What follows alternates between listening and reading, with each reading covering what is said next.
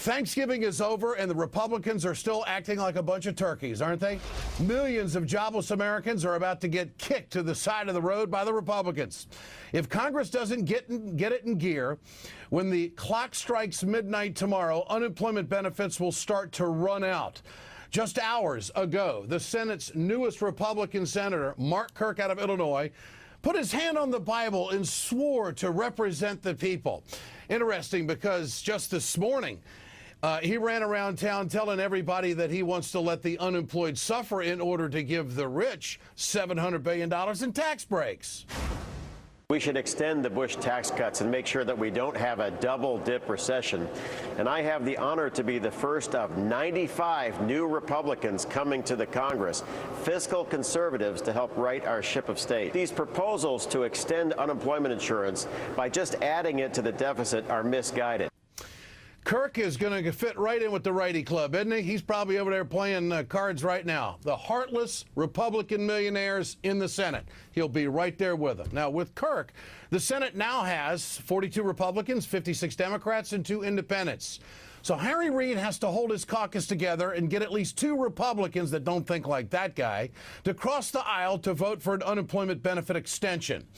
Now, the story should, in my opinion, lead just about every newscast in America because it affects every region, every town. It should be the headline in every newspaper if we really care about people. But don't hold your breath. Republicans are just masters at changing the subject, aren't they? They want you to focus on TSA agents filling up grandma for the last 2 weeks. Now, over the holiday, less than 1% of air travelers got the pat down. But 800,000 jobless Americans will lose their benefits tomorrow night. That number explodes to 2 million by the end of December as we roll it to 2011. Now, America, don't you think we're better than this? Maybe not. Republicans should not be allowed to butcher the middle class. 98% of our people have sacrificed for the benefit of the top 2%, I think, long enough. Billionaire Warren Buffett hit the nail on the head. If you look at Iraq and now Afghanistan, there's been sacrifice. But I would doubt if you take the people on the Forbes 400 list, whether many of them had a child or a grandchild that served in Iraq or Afghanistan, and they come home in body bags to Nebraska, but they don't have to call up anybody up at the country club to notify them. And how about sacrifice? You know, when it comes to rich Republicans, the word sacrifice just isn't in their vocabulary. They'd rather stick it to Americans who are holding on by a thread. The numbers are 14.8 Americans. They have no job at all. 42% of unemployed workers have been jobless for 6 months or more, and the average federal benefit check is a whopping $290 a week. And we can't part with that. Republicans, you see, they want you to believe if they can kick the unemployment to the curb that they'll solve the national debt crisis. They couldn't be more wrong. When jobless Americans get their check, they don't hide it. Not in a foreign bank. They spend it right on Main Street in America. Labor Department study shows that every dollar spent on federal unemployment benefits leads to $2 in economic activity. Folks, this isn't a theory. This is a fact. This is what happens. And I just can't let this story go at all. And I think President Obama needs to wake up. He needs to tell Boehner and McConnell that the working poor have sacrificed enough in this country. They got a lot to talk about at dinner tomorrow night.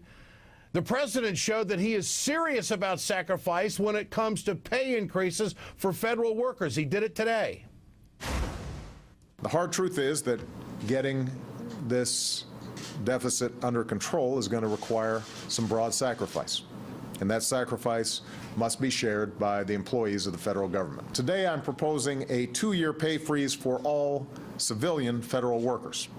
This would save $2 billion over the rest of this fiscal year and $28 billion in cumulative savings over the next 5 years. Keep in mind, these federal workers are not millionaires, and I think the president showed some guts. He showed some leadership by doing this. Hopefully, he'll be able to do the same thing when he meets with Boehner and McConnell tomorrow night.